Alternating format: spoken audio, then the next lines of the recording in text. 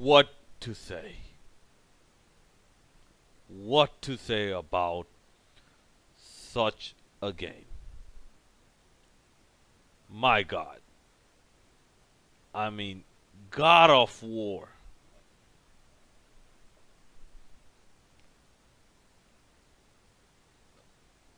I would say people still don't give it enough credit. Let me get to that in a little bit. But first of all, welcome everyone. This is your host, the MC Tam, and one Tanveer Syed, Tan Tiger 01, the Bengal Dragon. Make sure to hit that like button, that subscribe button, follow me on Twitter, Tan Tiger 01, Twitch and Instagram, and follow me on Instagram as well. Hit that bell notification button. Welcome to another video game review where I talk about a game I just recently finished, God of War, for the PlayStation 4. This game took each and everything it has in common with The Last of Us. Each and everything. And blew it out of the water. And basically performed the thing Last of Us was trying to perform in an unbelievable manner of excellence. It made The Last of Us look like a kid's a kid's playtime, nursery rhyme, nap time in a kindergarten school story. Each and everything, including the voice acting. God of War beat The Last of Us by a fucking landslide in the strongest aspect of The Last of Us, which is the voice acting. If you don't believe me, go back to my Last of Us review, and if you think I'm deluded, you have to show me proof. Because I stand by what I said. The Last of Us is the most overrated game of all time. And God of War showed you why The Last of Us is the most overrated game of all time. God of War took I wouldn't call it inspiration from The Last of Us. God of War did not take inspiration from The Last of Us. God of War took a formula that The Last of Us fucked up and showed Naughty Dog how to make a fucking game.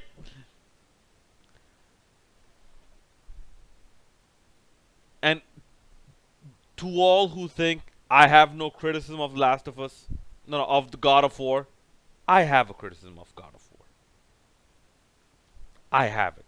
Because they tried something in this game. I'm not an avid gamer, but the games I do play, I know what I like, I know what I don't like. Okay, I did not play Fallout 76 because I anticipated it's not going to be good. And Bethesda outdid my anticipation. Not that it's bad, it's one of the worst games ever released, apparently. So yeah, that's why I didn't buy Fallout 76. Will I buy Resident Evil 2 Remake? Maybe. Will I buy Dead or Alive 6? Most likely. But as for God of War, man. Listen, here's something God of War built on very well. Sony Santa Monica Studios had 6 games to tell you the backstory of Kratos. Once you've played all 6 games, you will realize how each and every detail of this game relates back to Kratos. And why, fans find such a connection with Kratos in this game. Even in the side quests. Okay? And by the way, if you didn't know, yes, there are going to be spoilers if you haven't played it already. First of all, what are you doing? Why haven't you played this game? Play this game right now. Right now. The combat system has been upgraded, although I will say, one of my criticisms, I kind of miss the old combat system. The old combat system felt a bit more intuitive. intuitive, like it felt a bit more organic. This one felt a little contrived at some points, but still it wasn't something that was not manageable. I mean, if you must ask me, one of the older God of War combat systems I did not like is God of War Ascensions. I did not like that one.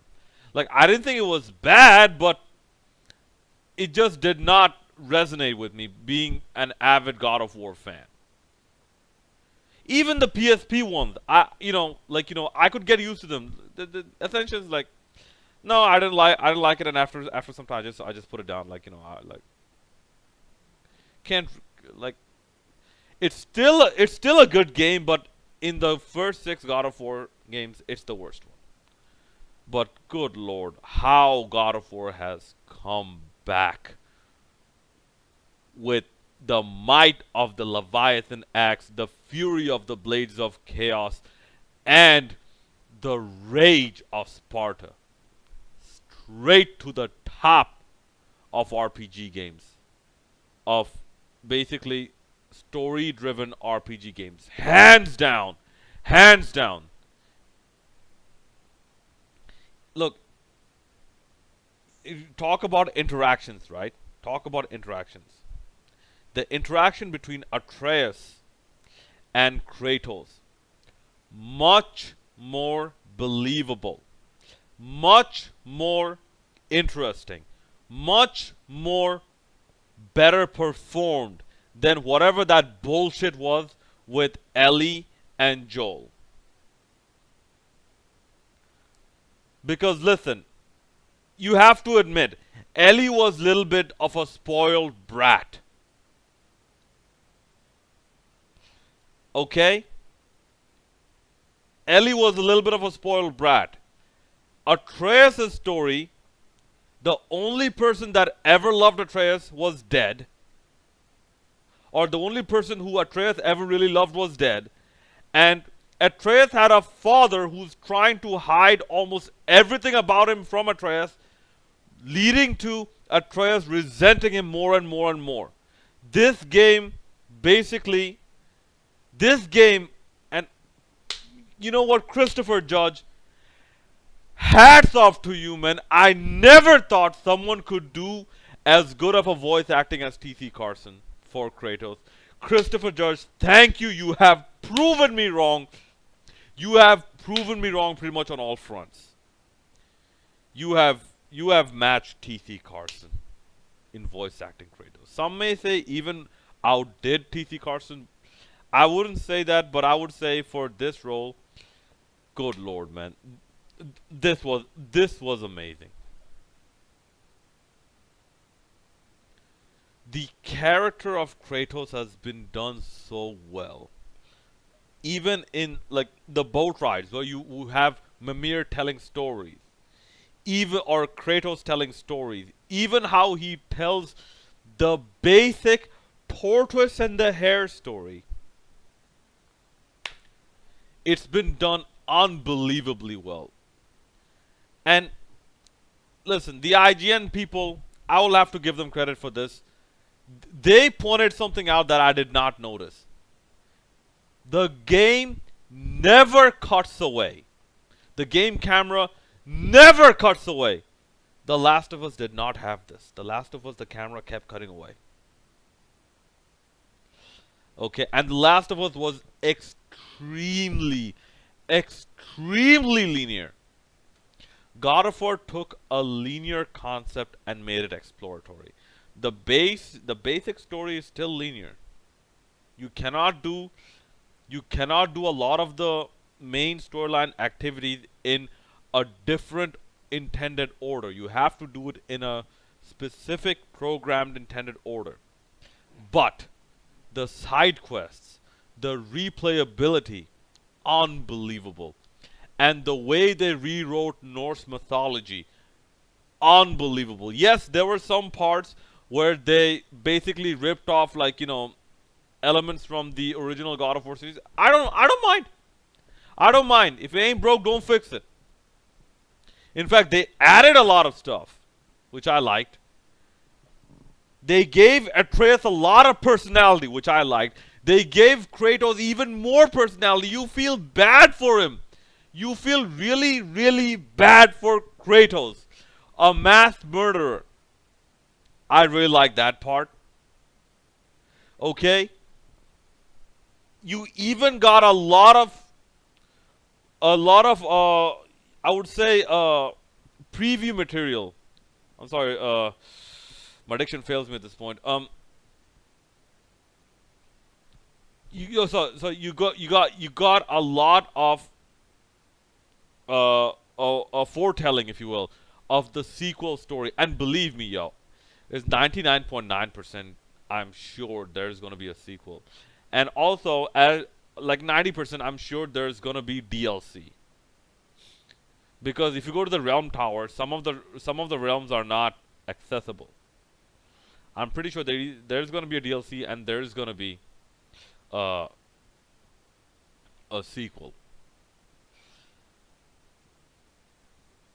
But yeah, even the story of Freya, they could have gone into it a bit more, but I'm pretty sure they'll get into it in the next game. But the voice acting of Freya, man, it's very seldom that a Japanese female voice actress will will not perform as well as an English female voice actress, because the Japanese female voice actresses generally tend to capture emotions much more, like more efficiently when it comes to delivering vocals than their American counterpart. Not in God of War. Not in God of War. Freya's voice actress was very good.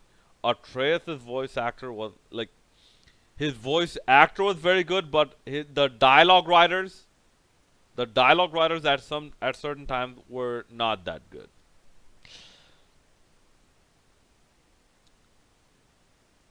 Kratos, hands down, even his in-game model, where Kratos is not that ripped anymore. He's starting to lose his shape, his body definition, and it's understandable. He's old.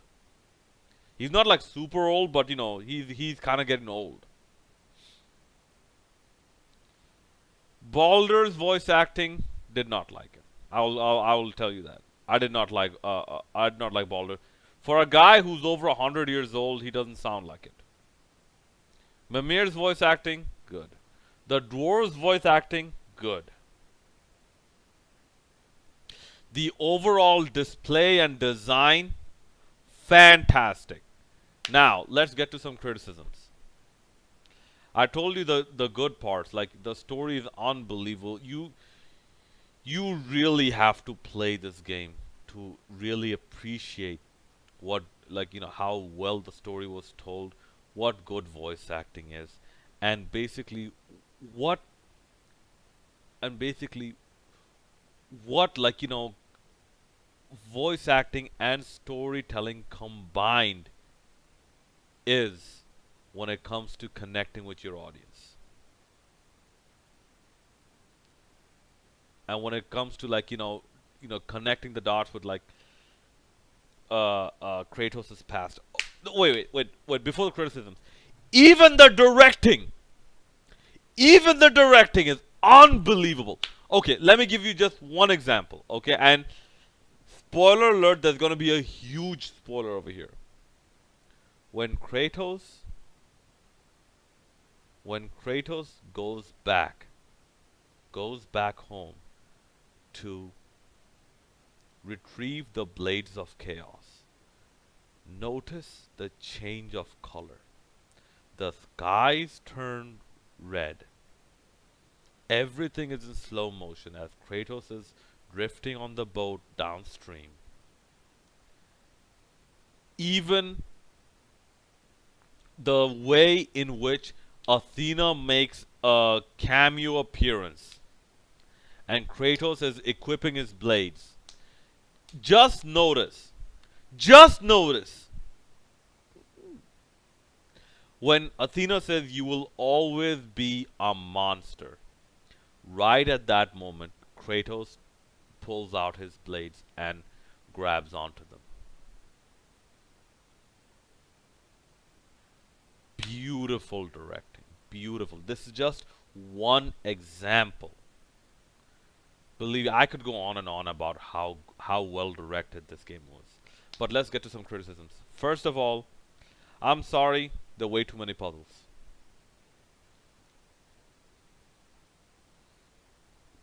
And some of them are a bit more tedious than I expected. This is just me personally. I think there are way too many puzzles. Like not extremely too many, but just a bit too many. They could have cut down maybe on 6 or 7 of them. I'll give you one of the ones that I hate the most. It's the one about the regenerating slime tree, where you have to cut through some strands of slime and throw your axe at such a trajectory that it basically impels some bladder or something while cutting all the slimes, all the slime strands. If you don't, the slime strands will appear right back. I did not like them. Okay, there is just one more, like apart from like some of the dialogue writing, there is one more problem with God of War that I found basically. I found bothersome. There is an option of accessibility. Go to the if you don't know, if you haven't noticed this yet, go to the options section. Go to accessibility. Okay. Where is the accessible part of this? Because I did not see significant amount of large print. I didn't even look accessibility. There just something simple as high contrast. You have no idea how difficult this game was for me at times because of the color scheme. Because so many things blend in with the bright background. And then if you have like let's say a button prompt for you to press circle or square, it's again first of all the button prompt is way too small on the screen, and second it's against a white background. In this aspect, God of War 1 got it absolutely right, because the button prompts are at high contrast and they're large enough. They're large enough for even people with low vision like me to actually see them. So accessibility, yeah, you had a white on black background, all that bullshit. Listen, if you can't read it, what's the point of having white on black background? What's the point? So the accessibility feature, me personally, I really think they could have, they could have done something extremely kind of revolutionary, because I don't know any other games that actually has a distinct accessibility feature. They could have done so much more, but hopefully in the next games they will. Because remember, visual impairment is a spectrum. It's not a dichotomous condition. It's not like you either have an arm or you don't have an arm.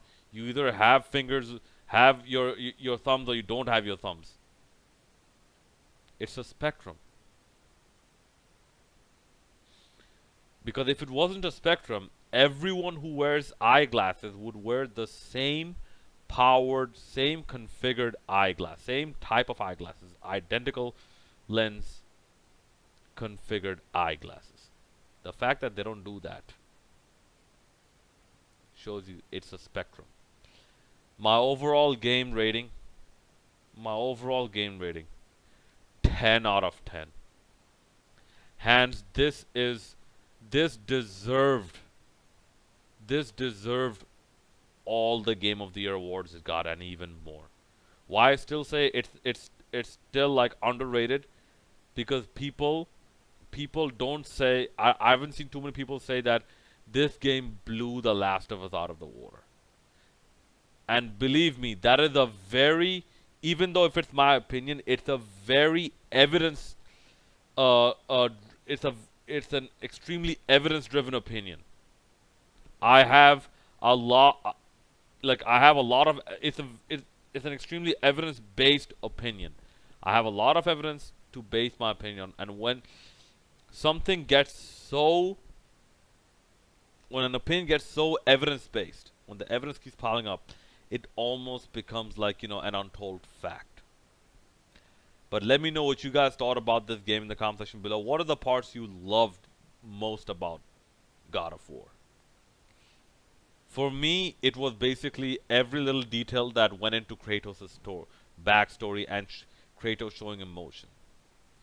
Just something as simple as Kratos picking up a pot. Something as simple as that. That's the main story. There are other stuff in the side quests as well. Just simple things. I loved it.